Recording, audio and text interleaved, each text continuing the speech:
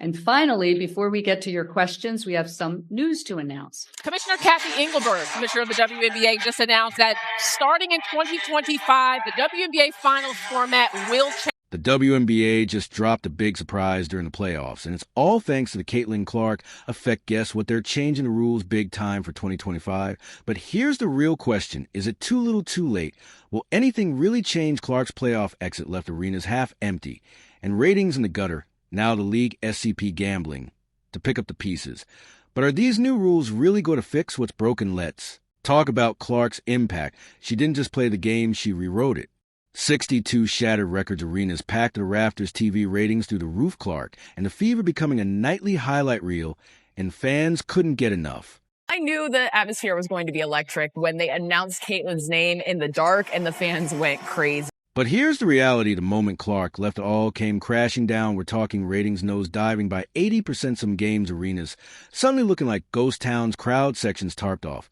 So it doesn't look bad on live TV. Tell me honestly, are you even surprised Clark was carrying this league on her back? And now she's gone golfing. Can the WNBA survive? Without its golden goose, these new rules better be good, because right now it's looking pretty bleak. Before we break it down, please don't forget to subscribe to the channel. Are you ready? Let's go. Staying with the WNBA playoffs, let's stay here. Let's just say the ratings aren't the same with Caitlin Clark and the Indiana Fever now eliminated. By the way, not only was viewership down, but attendance was as well. So the WNBA is in panic mode, and they're about to pull out all the stops. But here's the real shocker.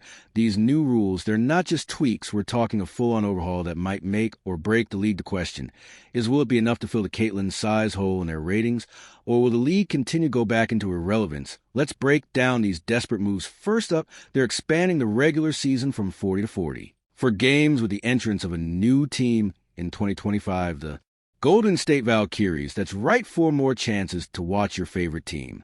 To go to multiple arenas so that people that are watching at home can see this environment in a multitude of cities. It's amazing. I love it. The growth continues. But wait, there's more. The finals are getting a facelift too. We're going from a best of 5 to a best of 7 series. Starting in 2025, the WNBA finals format will change to a best of 7 series. Yes. And the format will be 2-2-1-1-1. Because clearly in the mind of the league, more games means more fans and more revenue. And get this, they're shaking up the first round of playoffs. It's switching to a 111 format, giving the lower seed 1 home game guaranteed. Say for the fans, it's a benefit for your team. Has played well enough to get into the playoffs. So now that your fans will be able to see your team play at home during those playoffs. Remember the Fever Sun series? The Indiana Fever were never able to come back and play for the crowd in Gamebridge because of all the controversy in Game 1. And 2, I guess they finally figured lower seeds need to play in front of their home crowd too. Now Commissioner Kathy Engelbert's trying to sell us on these changes like they're going to save the league. It's a constant balancing of the schedule. Yeah, right, more like a constant scramble to keep the lights on without your star player. With the increased attention this year, there's also been increased scrutiny about the quality of refereeing. Curious if there has been any conversation about whether it's referee pay, referee training, anything to ensure that is as good as it can be. But let's be real for a second. Are these changes really addressing what fans want? Sure, more games sound great on paper. But what about the stuff that actually matters, like player safety and fair officiating, absolutely dismissed by Engelbert? The one thing as a very long-term sports fan I know is that officiating and refereeing is always at the top of a fan's list, of the media's list. Obviously, not every they're human. It's like they're slapping a fresh coat of paint on a crumbling house and calling it renovated. Let's please not insult the fans. They saw what Clark brought to the table, not just insane skills, but a whole new style of play, fast-paced, joyful, exciting team basketball. No-look passes, logo 3S teammates actually play with each other. And now it's back to business as usual. Just with a longer season thing about it, Clark exits the playoffs, and suddenly half the arena's empty TV ratings nosedive. Faster than the Chicago Sky train wreck. And the WNBA's brilliant solution is to give us more of what we're already not watching. Make it make sense. You've got to wonder if anyone in the league office is actually listening to fans, because here's what they're saying. We want the kind of basketball Clark played. We want fair calls. We want to see our favorite players protected on the court. But instead of addressing those core issues, we get more Games I came to see. Came to see Caitlin Clark tonight. Oh, gotta watch number 22. I've been watching Caitlin for a couple of years, and since then I've dreamed about coming to a game. Let's talk about those ratings for a second with Clark. You had games pulling in over 1 million viewers, with her playoff games at 2 to 3 million. Without her, you're lucky if you crack 500,000. That's not a dip. That a free fall, no amount of extra playoff games is going to fix that kind of ratings disaster. So what's the end game here? Are they hoping that by the time the 2025 season rolls around, fans will have forgotten about the fundamental issues destroying the league and just be thrilled with a couple extra regular season games? Or maybe they're banking on the rivalry's narrative to finally catch fire. White, one black. And so we have that moment with these two. But the one thing I know about sports, you need rivalry. That's what makes people watch. They want to watch games of consequence between rivals. They don't want everybody being nice to one another. Because remember, in Kathy Engelbert's world, it's more than just one player. Here's the kicker. These changes might actually backfire. More games mean more wear and tear on players. Longer playoff series could lead to more injuries. And if the officiating doesn't improve, those extra games are just more opportunities for fans to get frustrated and tune out. It's almost like the league's in denial. They had lightning in a bottle with Clark, and instead of figuring out how to recreate that magic there, rearranging deck chairs on the Titanic, fans aren't asking for more mediocre basketball. They want excitement. They want fair play. They want to see their favorite players thrive. Look, I get it, change is hard, but slapping on a few extra games and calling it progress, that's not going to cut it. The WNBA needs to take a long, hard look in the mirror and ask themselves, are these changes really addressing what fans want, or are they just a desperate attempt to milk the Caitlin Clark effect? If you've made it this far and are enjoying the video, don't forget to subscribe, and turn on all notifications. We know watching this video takes some of your time, and we appreciate you. Now back to the action. Just when you're asking about Caitlin a lot, you bring up other rookies as well. No league's ever about one player. That player could get hurt or whatever. So I think it's just to give recognition that in sports, people watch for compelling content and rivalries, and you can't do that alone as one person. Everyone's talking about rule changes, but they're ignoring the elephant in the room. What if I told you Caitlin Clark single-handedly rewrote the WNBA's playbook, not just on the court, but in boardrooms and living rooms across America? Let's talk numbers, because they don't lie. Clark's jersey became the top-selling rookie jersey in WNBA history. That's not just a win, it's a slam dunk for a league desperate for star power, but it goes way beyond merch. During all her games in 2024, over 54 million. Combined viewers tuned, and that's not a typo, 54 million. When's the last time that happened? The Fever are going to be over 200,000 higher than the next highest total attendance in league history. Clarkonomics, my friend. But here's where it gets real with Clark. On the court, viewership for nationally televised games averaged a cool one. 2 million. Without her, it plummets to 440,000. That's not a dip. That's a nosedive. And it's not just TV. The WNBA's attendance record shattered during Clark's season with over 1.5 million fans showing up to games. People weren't just watching, they were filling air. Now you might be thinking, okay, but it's just one player, right? Wrong. Clark wasn't just a player. She was a cultural moment.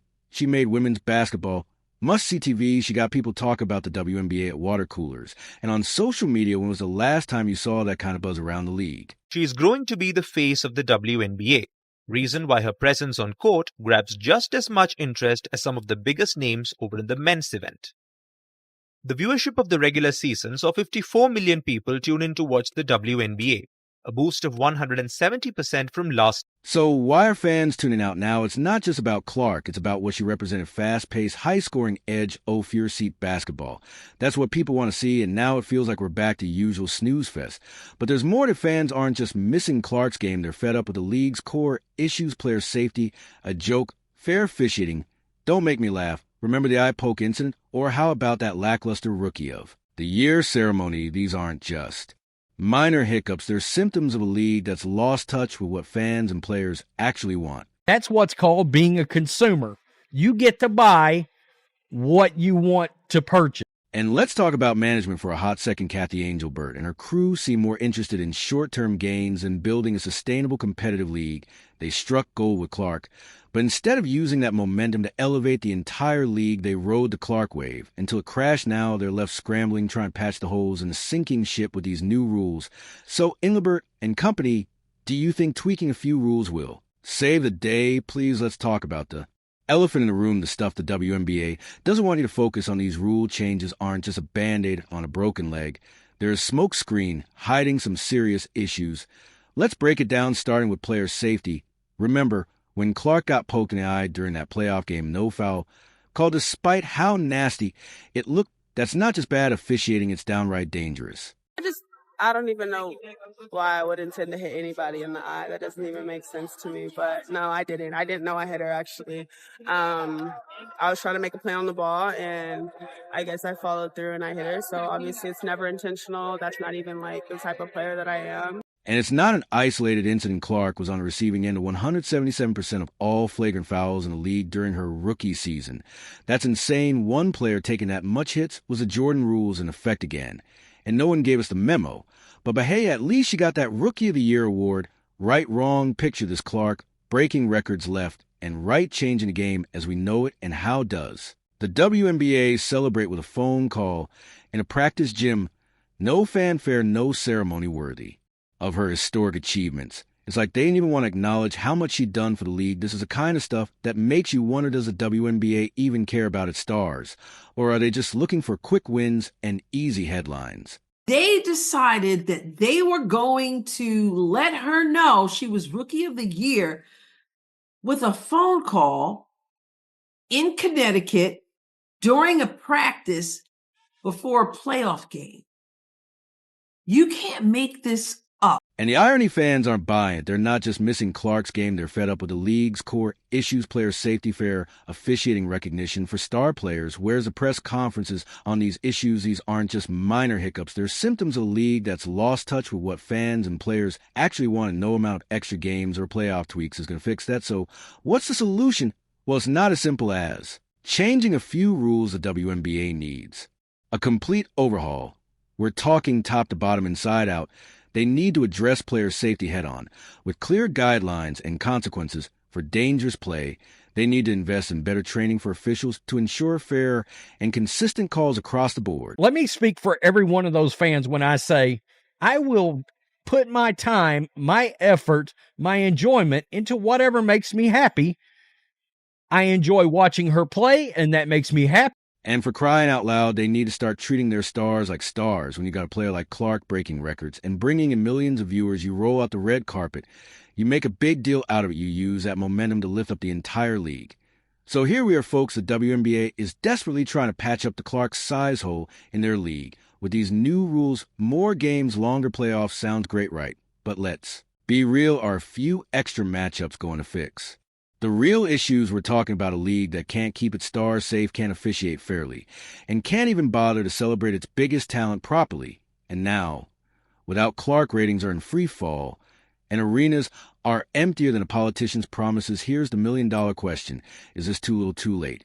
Or are these even the right changes to begin with? Because from where I'm sitting, it looks like the WNBA is trying to put out a forest fire with a water pistol. Will the league learn from the Caitlin Clark effect, or are we watching women's pro basketball fade into irrelevance? What do you think? Let us know in the comments. Like, subscribe, and turn on all notifications so you never miss out. Click the video on the screen, and we will see you in the next one.